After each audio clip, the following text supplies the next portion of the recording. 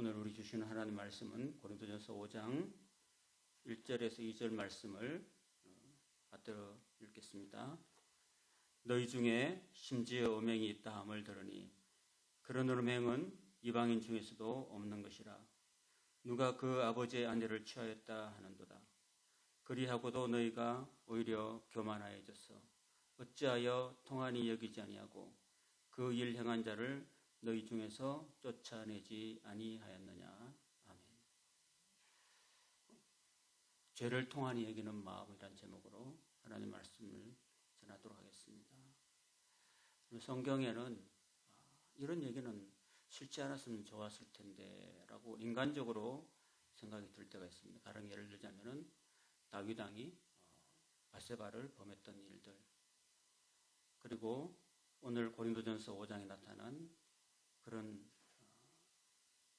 건친상간의 문제, 이런 고린도 교회에 나타났던 이 부끄러운 일들이 성경에 기록되어 있다는 사실입니다. 이런 죄악들이 성경을 통해서 나타난 것은 이 죄악들이 바로 오늘 우리의 모습을 비춰주는 그런 역할을 하기 때문에 이런 부끄러운 이야기, 범죄한 이야기들도 성경에 기록되어 있다는 것입니다. 아울러 우리는 이러한 하나님 앞에서 옳지 못하고 죄를 짓는 이런 이야기를 통해서 이 말씀이 오늘 우리를 비추고 오늘 우리 자신은 이러한 죄악들이, 이런 부끄러운 일들이 우리에게 있지 않는가 살펴보고 우리는 이 하나님 말씀을 통해서 우리 자신을 돌아보고 하나님께 회개하고 하나님 앞에 바로 설 수 있는 그런 은혜가 우리에게 임하시기를 바랍니다. 죄를 통한이 여기는 마음, 애통하는 마음, 그런 마음이 우리에게 있어야 할 줄 믿습니다. 예수님께서는 애통하는 자는 복이 있나니 저희가 천국을 받는다고 말씀하셨습니다. 1941년 12월 7일 오전 7시 55분 6척의 항공모함에서 출발한 일본 공군기 350세대가 벌떼같이 하와이 진주만으로 날아갔습니다. 그리고 그곳에 미군 해군 기지를 공격해서 21척의 군함을 침몰시키고 117대의 항공기를 파괴하고 2,000여 명의 사상자를 내고 960명의 실종자와 1,100명의 부상자를 냈습니다. 이것이 바로 태평양 전쟁의 시작입니다. 그런데 이 엄청난 사실이 한 사람의 무관심으로 인해서 벌어졌다는 것입니다. 그날은 주일이었습니다. 진주만 기습 55분 전, 정확히도 오전 7시에 태평양에 있는 미군 레이더 기지에 2명의 병사가 레이저 스크린을 보고 있었습니다. 그런데 갑자기 레이더의 이상한 점이 점점 많아지더니 스크린을 꽉 채운 것입니다. 그 순간 깜짝 놀라서 상사에게 보고했는데 그 상사는 걱정 마라, 우리 편 비행기다 라고 착각을 했습니다. 그런데 55분 후에 이 폭격이 진주만에 떨어진 것입니다. 한 사람의 이런 무관심으로 인하여서 엄청난 그런 생명과 타격을 입는 그런 비극이 일어난 것입니다. 우리가 알다시피 유명한 타이타닉호가 출발할 때 이 배는 절대로 침몰하지 않는다라고 그들이 믿었기 때문에 구명보트라든지 구명조끼도 제대로 갖추지 않고 출발했다는 사실입니다. 이런 것이 바로 어떤 교만으로 인한 그런 안타까운 일이다 하는 것입니다. 오늘 우리가 읽었던 고린도전서 5장에 나오는 이런 사건들도 보면은 교만한 죄와 교만의 속성이 나타나고 있습니다. 우리 중에서 누군가가 예배 시간에 조금 5분이나 10분 늦게 들어왔습니다. 그래서 늦게 들어오면서 주변 사람들에게 미안합니다. 그리고 하나님께도 죄송하죠. 그리고 오늘 좀 더 아침에 일찍 서둘렀더라면 하는 그런 마음이 들 수도 있습니다. 그런데 그 순간 나보다도 더 늦게 들어오는 사람이 있다면 그 모습을 보면서 나의 죄책감이 좀 더 덜해집니다. 나 말고도 다른 사람이 더 늦는구나. 더구나 그 늦게 들어오는 사람이 교회 중직자라든지 또는 장로님이나 권사님 좀 되면은 상당히 내 마음이 기분이 좋아지는 거죠.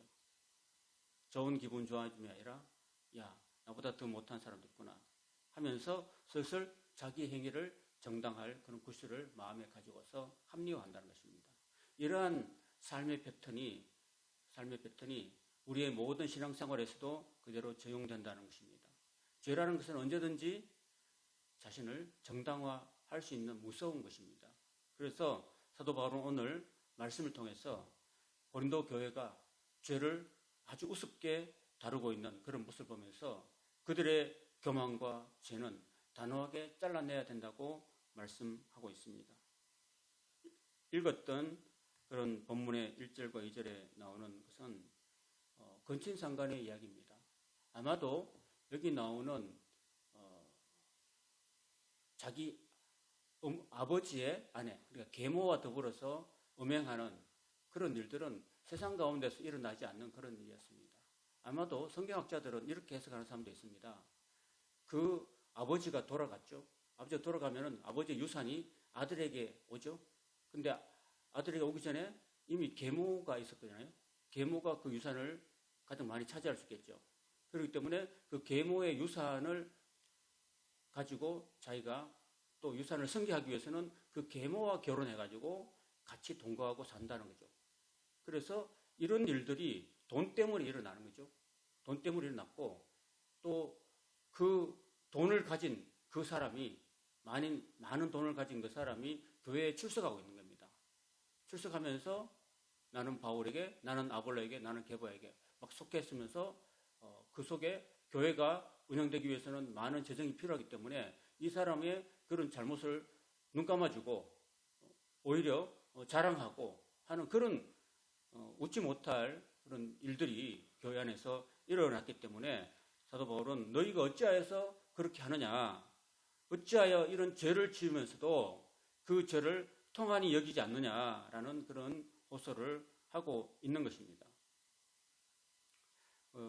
제가 아까 기도하는 데서도 얘기했듯이 다윗이 창문을 통해서 옥상에서 그 옷을 홀딱 벗고 목욕하는 자기 부하 우리아의 아내를 이렇게 보게 되었습니다. 그리고 보면서 음욕을 가지고 그 여인을 불러서 죄를 짓게 되는 것이죠. 그런데 이 다윗이 훌륭한 점은 이 자기네 죄를 나단이 와서 지적했을 때에 그 죄를 아주 통탄히 여기면서 눈물로 베개를 적시면서 회개했다는 것입니다.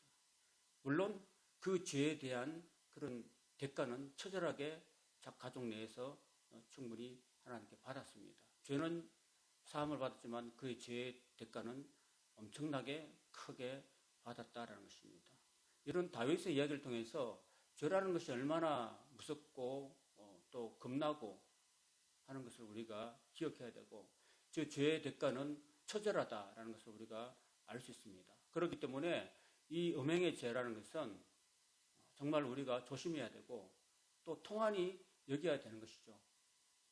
어떤 목사님이 그러시더라고요. 죄를 안 짓는 방법이 있는데 보세요. 죄를 안 짓는 방법 중 하나가 죄와 가까이 하지 않는 거예요. 다른 예를 들자면은 교통사고가 나는데 차를 운전을 많이 한 사람이 교통사고 날 확률이 많습니까? 아니면 차를 전혀 운전 안 하는 사람이 교통사고 날 확률이 많습니까? 차를 전혀 운전하지 않는 사람이 차에 아예 가까이도 가지 않는 그런 사람은 교통사고 날 확률이 없겠죠.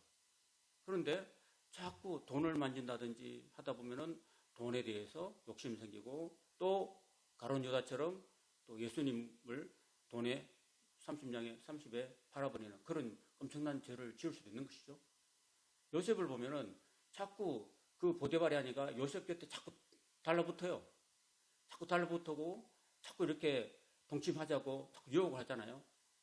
그러니까 벗어나는 거죠. 중요한 게 벗어나는 거예요.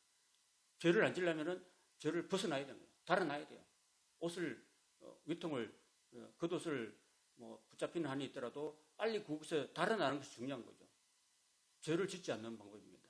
자꾸 우리가 인터넷을 보든지 또는 뭐 음란 사이트를 보고 자꾸 그게 왔다 갔다 하고 자꾸 이상한 사진을 보고 이상한 그림을 보고 이상한 동영상을 보다 보면은 거기에 현혹돼 가지고 자꾸 죄를 짓거든요. 그러니까 아예 그런 것들을 멀리 해버리고 그냥 닫아버리는 것이 더 좋다는 것입니다. 그러니까 우리의 눈과 우리의 귀와 우리의 모든 것들을 죄하고는 자꾸 떨어지고 정말 하나님과 가까이 하고 말씀을 가까이 하고 성령을 가까이 하는 것이 우리가 더 하나님 앞에 거룩하게 사는 길이죠. 그 하나님을 멀리하고 말씀을 멀리하고 자꾸 세상적을 따라가고 세상의 것을 추구하고 돈을 추구하고 그리고 향락을 추구하고 그리고 세상의 어떤 썩어질 것을 추구하다 보면은 자꾸 하나님과 멀어지고 죄를 짓게 되는 것이죠. 그렇게 죄를 짓는 그런 모습들을 우리가 안타깝게 여기고 정말 안타깝게 여기고 통한히 여길 수 있는 그런 마음이 오늘 우리에게 필요하다는 사실입니다. 반면에 이 사울을 보십시오. 사울은 하나님께서 아말렉을 진멸하라고 그랬습니다. 뭐 짐승이라든지 양이라든지 또 그 동네 어린아이나 여자까지 분열까지 완전히 다 100% 죽이라고 진멸하고 말씀을 하나님께서 하셨는데 이 사울은 좋은 살찐 송아지, 살찐 소, 살찐 양들 이런 것들을 그저 다 남겼습니다. 그리고 값비싼 재물들도 다 남겼습니다. 그러니까 어떤 욕심을 가진 거죠. 욕심을 가지다 보니까 이 하나님으로부터 책망을 받게 되는 거죠. 어떤 우리가 자꾸 세상적인 욕심, 재물에 대한 욕심 이런 것들을 자꾸 가지다 보면은 이런 죄의 올무에 빠져들고 마는 것입니다. 그래서 저와 여러분 오늘 이 세상 살아가면서 너무 세상적인 것에 눈독을 들지 말고 세상적인 것에 눈을 감고 오히려 그런 것들에 대해서 내가 만약에 지금 빠져 있다면 내가 세상적인 것에 자꾸 신경을 쓰고 있고 세상적인 것은 쾌락이나 세상적인 재미에 자꾸 빠져 있다면은 오히려 내가 정신을 차리고 그곳에서 내가 빨리 벗어날 수 있도록 우리가 애쓰는 죄에서 멀리 떨어져 나오고 죄에서 도망칠 수 있는 저와 여러분이 되어야 될 줄로 믿습니다. 지금부터 여러 해 전에 9.11 테러가 일어났습니다. 테러 났을 때 그 소방관들이 와가지고 여러분 빨리 도망가십시오. 빨리 피하십시오. Run for your life. Run for your life. 이렇게 막 했습니다. 빨리 여러분의 생명을 위해서 빨리 그곳에서 달아나십시오. 그곳에서 빨리 달아나십시오. 이렇게 했자는 거죠. 빨리 그 허물어지는 그 무너지는 그 그물 속에서 빨리 도망 나와야 돼요. 우리는 이 죄의 이런 무너지는 이 세상 속에서 빨리 헤쳐나오고 우리의 생명을 위해서 Run for our life를 위해서 그렇게 우리는 죄에서 도망 나와야 될 줄로 믿습니다. 그리고 그 죄를 통한히 여기게 되는 것입니다. 그런데 안타깝게도 이 죄를 이스라엘 고린도 교회 성도들은 교만한 마음으로 통한히 여기지 아니고 오히려 그 죄를 자랑하기까지 했다라는 것입니다.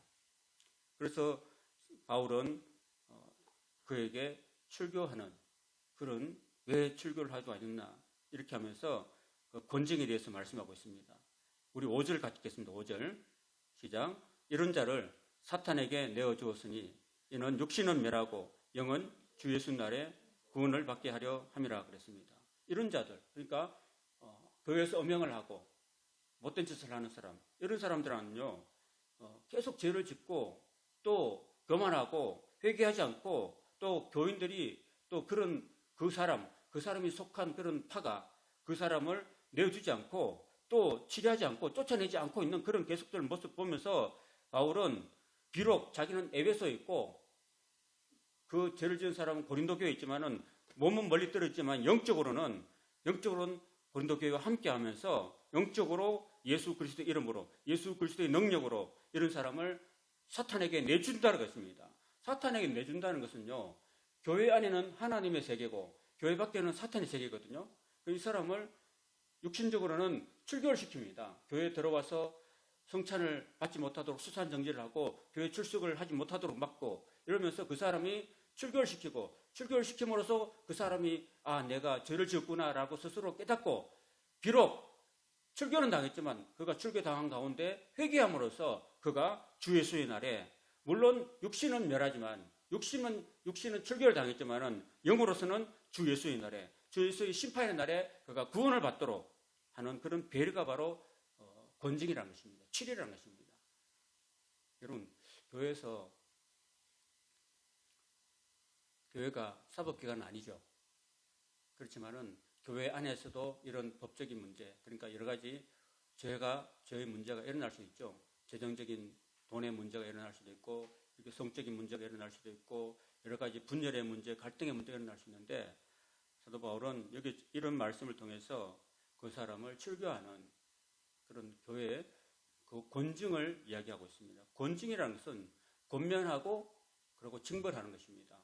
어떤 사람이 교회 안에서 이런 잘못을 저질렀을 때 그 잘못을 아는 사람이 그 사람을 진심으로 사랑하는 마음으로 먼저 기도하고 그 사람의 개인적으로 1대1로 가서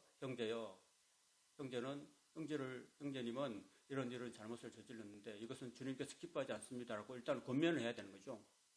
이렇게 하면은 하나님 기뻐하지 않으시고 하나님께서 노여워하시고 하나님께서 벌을 내리십니다라고 이렇게 좋게 말을 해줘야 돼요.